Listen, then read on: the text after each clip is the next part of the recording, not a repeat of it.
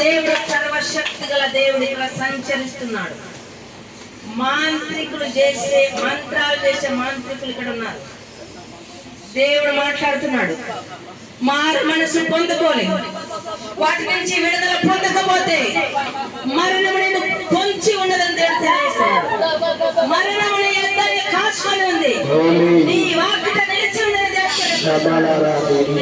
Glory ధరంధర శల రూపామ పైకి మంచిగా మాట్లాడుతూ లోపల చాటుకెళ్ళి చేస్తున్న మాంత్ర ప్రభావాలు మంత్రులారా సర్వశక్తి గల దేవుడి వాక్కు విడదలవుతుంది.